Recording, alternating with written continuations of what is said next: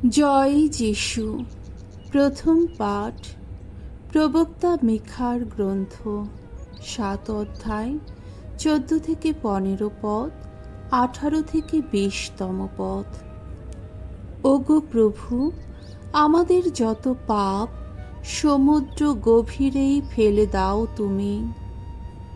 প্রবক্তা মিখা একদিন ভগবানের কাছে এই প্রার্থনা জানালেন, ওগো ভগবান, মেষ পালকের পাচনি দিয়ে চারণভূমিতে নিয়ে যাও এখন তোমার এই আপন জাতির মানুষদের, তোমার অতি আপন এই পালের মানুষদের। তারা তো ঝোপঝাড়ের মধ্যে একান্তেই পড়ে আছে এখন। চারপাশে রয়েছে কত তৃণভূমি। সেই প্রাচীন কালের মতোই বাশান আর গিলিয়াদেই আবার চড়ে বেড়াক তারা। যখন তুমি মিশর দেশ ছেড়ে বেরিয়ে এসেছিলে, সেই দিনগুলিতে তুমি যেমন আমাদের সামনে নানা অলৌকিক ঘটনা ঘটিয়েছিলে, ওগো আজও তেমনি তা ঘটাও। তোমার মতো ঈশ্বর আর কেই বা আছে? তোমার এই আপন জাতির অবশিষ্ট যত মানুষের অপরাধ তুমি তো মার্জনা করে থাকো, তাদের অন্যায় ক্ষমাই করে থাকো। অন্তরে তোমার ক্রোধ চিরদিন পুষে রাখো না তুমি, বরং করুণা করেই আনন্দ পাও। এবারেও তুমি তো আমাদের দয়া করবে। আমাদের যত অপরাধ তুমি তো পায়ের নিচেই ফেলে যাবে। আমাদের যত পাপ সমুদ্র গভীরেই ফেলে যাবে। যাকবের প্রতি তুমি যে কত বিশ্বস্ত, আব্রাহামের প্রতি তুমি যে কত করুণাময়, এভাবেই তা দেখিয়ে দেবে তুমি।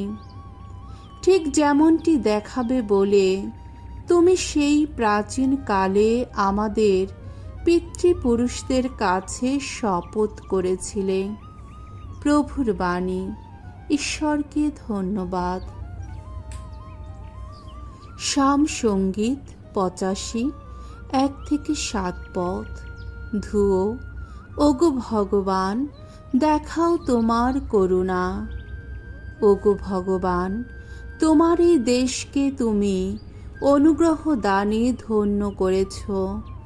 যাকব কুলের বন্দী মানুষদের তুমি ফিরিয়ে এনেছ।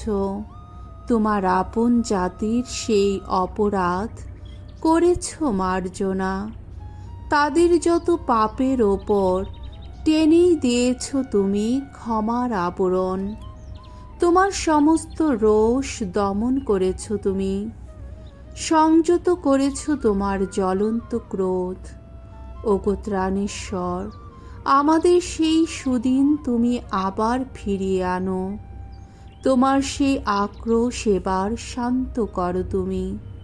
তুমি কি এমনি অসন্তুষ্ট হয়েই থাকবে চিরদিন? অন্তরে এমনি ক্রোধ লালন করবে যুগ যুগ ধরে?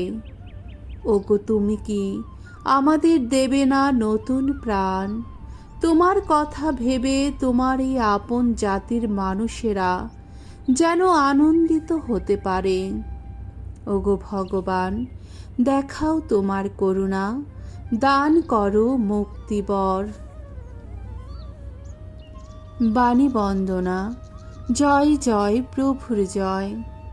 কেউ যদি ভালোবাসে আমায়, তাহলে সে মেনে চলবে আমার আদেশ। তাই আমার পিতাও তাকে ভালোবাসবেন এবং আমরা তার কাছে এসে থাকব তখন। জয় জয় প্রভুর জয়। মথি রচিত মঙ্গল সমাচার ১২ অধ্যায় ৪৬ থেকে ৫০তম পদ। যে কেউ পরম পিতার ইচ্ছা পালন করে, সেই তো যিশুর যথার্থ আপনজন। যিশু তখনও সমবেত লোকদের উপদেশ দিচ্ছেন। এমন সময় দেখা গেল তার মা ও ভাইরা তার সঙ্গে কথা বলতে চাইছেন বলে বাইরে দাঁড়িয়ে আছেন। তখন লোকদের একজন যিশুকে বলল, দেখুন, আপনার মা ও ভাইরা বাইরে দাঁড়িয়ে আছেন, আপনার সঙ্গে কথা বলতে চাইছেন। যে লোকটি এই কথা বলেছিল, যিশু তাকে উত্তর দিলেন, কে আমার মা আর কারাই বা আমার ভাই?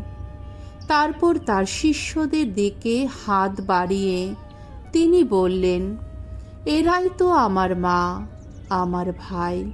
কারণ যে কেউ স্বর্গে বিরাজমান আমার পিতার ইচ্ছা পালন করে, সেই তো আমার ভাই, আমার বোন, আমার মা। প্রভুর মঙ্গলময় বাণী। খ্রিস্ট প্রভু তোমার প্রশংসা হোক।